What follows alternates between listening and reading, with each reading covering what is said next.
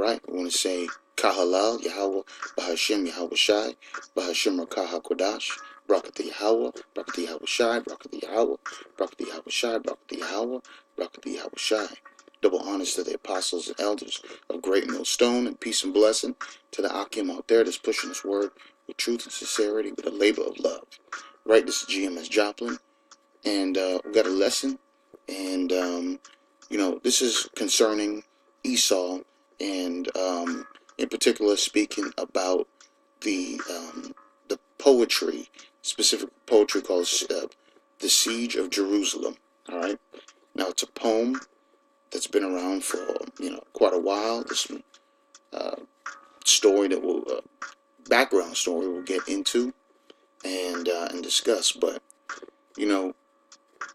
using analogies and examples, just to name a few things that are savage that we saw of this man is the picture you're looking at, and this is from a show that comes on, and the scene in the show is where they're sitting at a table, chef and the two actors in the show, Edomites. This one dude is a redhead, so it might be Jake, but either way, and they're literally sitting down enjoying a meal.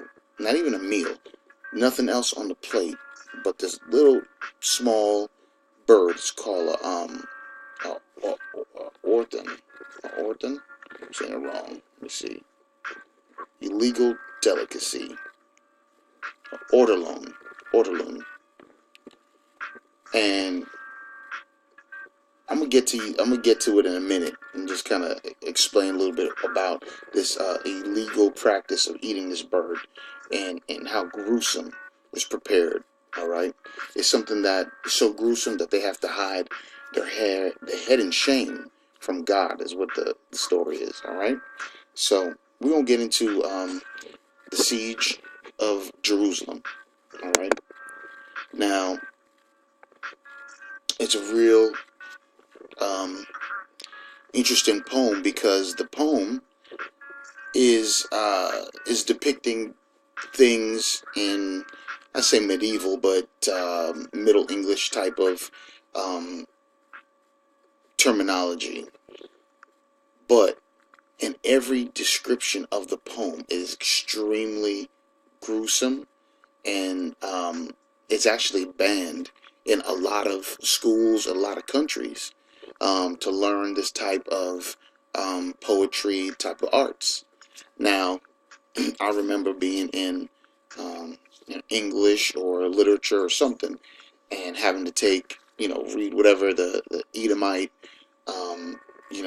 so-called European, British authors, poets, whatnot. But and they did get, Robert Frost and Edgar Allan Poe.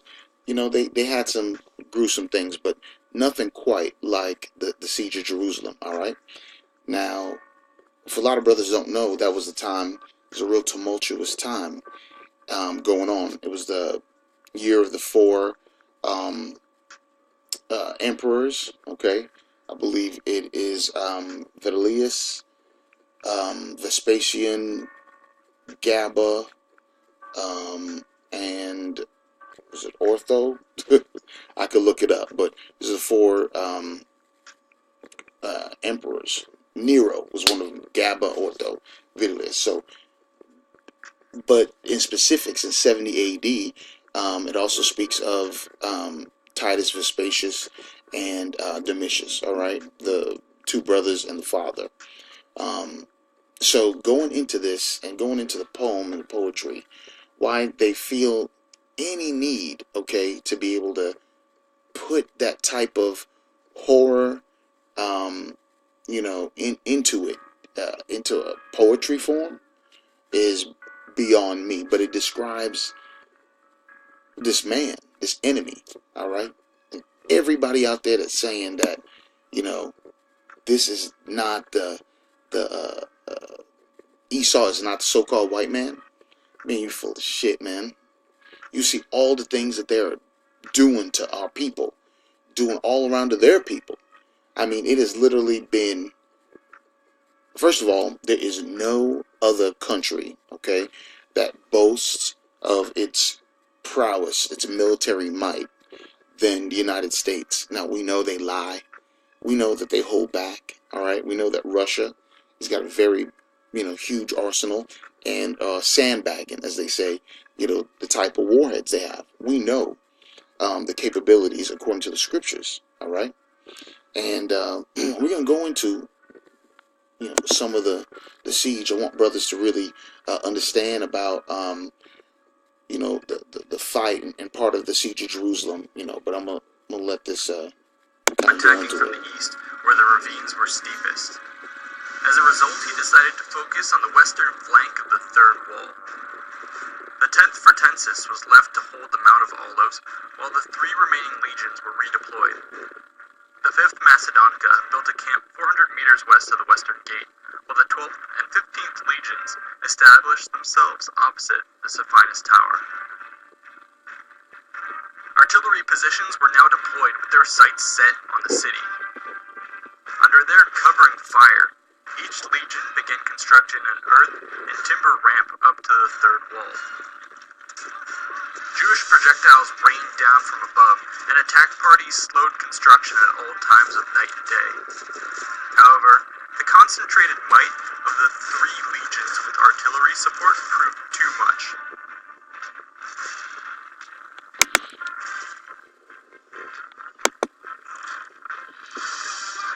So I'm just gonna pause it and kind of there's a lot of brothers that have gone into detail about 70 AD and whatnot, but right now we're gonna go into some scripture, going into telling you about what the Lord prophesied. Here we start in Luke 21 verse 9. It says, "But when ye shall hear of wars and commotions, be not terrified, for these things must first come to pass, but the end is not by and by." All right, so that's at first, and you gotta understand, it was wild at that time. All right, it was just unbelievable. The things that they were doing at that time, it superseded any other atrocity at time. And I wouldn't say superseded, but it was a very, very horrible time for the Jews. All right. In the poetry, you see where it speaks of cannibalism. All right, and it speaks of here it says, although technically excellent and linguistically interesting, the poem has rarely been presented to students of Middle English verse because of its sadistic indulgence in gory details and extreme anti-Semitic. All right, which is Shem, but they always say Semitic anyway. Many modern critics have treated the poem with near contempt due to its excessive descriptions of violence, such as the horrible executions of the Jewish high priest or the cannibalism of her own child by a Jewish woman in the besieged city. Now, they just try to make it like, oh, it's just cannibalism, and that was the real... but listen, let me tell you something. It wasn't just the Jewish high priest. If you were a prisoner and you were captured during this time, you all, what a lot of them did, a lot of Jewish soldiers and Jewish captives, they would get coins, any gold coins, any valuable jewelry that they can get, so that the Romans would not take it. They'd swallow it, but then eventually start getting sick, and their stomach would swell. And if they try to eat food on top of that, it would just be a mixture of nightmares. And so, the intestines start leaking out and they would die. So then the Roman soldiers, they would see, the remains of because also what they were doing, they were crucifying, all right? They were crucifying a lot of their captives. So it didn't matter. Men, women, or children, they would crucify you, hang you up, and leave your body to rot. And they said that birds, wild dogs, everything had feasts on the bodies. But they had figured out that they were swallowing. The Roman soldiers figured out that the captives, Jewish captives, were swallowing the jewels and trying to hide their coins. So they would start gutting them as soon as they would capture them, trying to say that we know what the deal is. And so that was another part of the gory details in